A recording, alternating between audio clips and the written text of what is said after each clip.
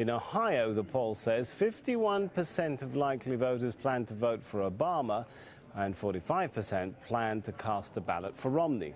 In Florida, it goes on to say Obama is leading only slightly with 49% of likely votes. That's opposed to Romney's 47%. Well, the survey concluded Obama holds an advantage because of early voters in both states, but Romney will have the upper hand when voters actually go to the polls on Election Day. Well, James Boyes is a senior researcher at King's College London, an expert in the US political system too. He joins us now live from London. So as you'd expect, a lot of polls coming out, attracting a lot of attention. When they are so close, though, when the candidates are so close, how does it impact voters? Does it really motivate them to get out and vote more if they think their candidate is not going to win? I think it's important to recognise that polling is of interest to the likes of you and I and to politicos and to those running campaigns, but I question how much impact they have on normal people who, of course, for whom politics is very much a secondary, if that important element. Most people's lives don't revolve around politics and aren't sitting around worrying too much about who's going to be the next president of the United States. We're of interest to it, but most people's, I think, aren't going to be affected by polling. That's not going to make most people's minds up. Most people's decisions are made months before the campaigns even begin and are based upon gut instinct and sentiment rather than polling data, I suggest. Right, so if polls don't have a lot of impact on the voters, as you say, what about the candidates? Doesn't it? It does surely prompt them to keep going and firing away until the last minute if they think that the polls are so close, doesn't it? Absolutely, absolutely. As I said, it affects politicos and people like you and I who are interested in politics, but it's not going to necessarily affect people's voting patterns. What people will do is it'll focus people's minds and attentions, the candidates, where they're going to campaign, etc. But one of the important things to remember, as a piece I wrote this morning on The Commentator reveals, that despite the billions of dollars that are being spent in all this, the turnout rate isn't going to get much above 47% on a good day. So despite all these billions being spent, some 40–45% of Americans still will not bother to vote.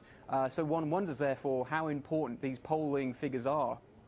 Well, this is really interesting then, because it sounds to me like where you're going with this is that it could be creating a vicious circle of disinterest then, that the closer these polls say the race is, the more the candidates come out and really ramp it up, the more that people maybe get overloaded.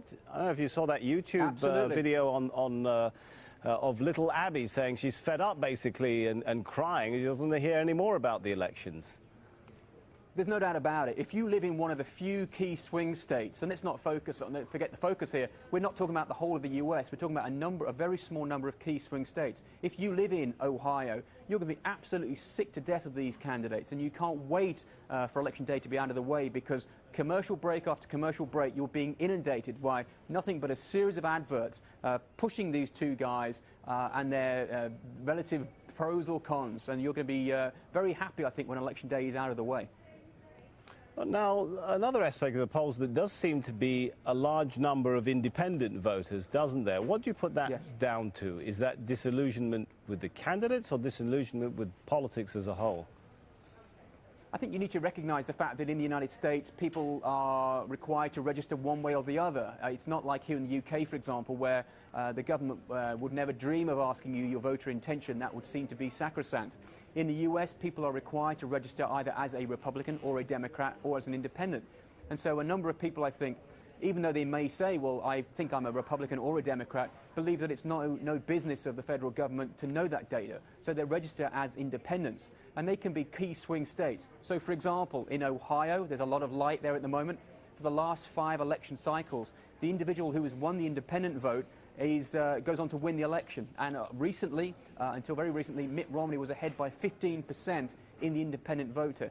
So we need to keep a look at these polls. Some of the materials, the polling data you mentioned at the top of your report there, were very contrary to suggestions available on, say, Real Clear Politics, for example, which has, for example, Romney ahead in Virginia, Florida, and only slightly behind in Iowa. So a lot of these polls are still far too close to call at this point, and we need to be very careful, I think, heading into Tuesday, that we don't prejudice potential outcomes. We certainly do. We can agree on that. Thanks so much, James Boyes, there. Thank you.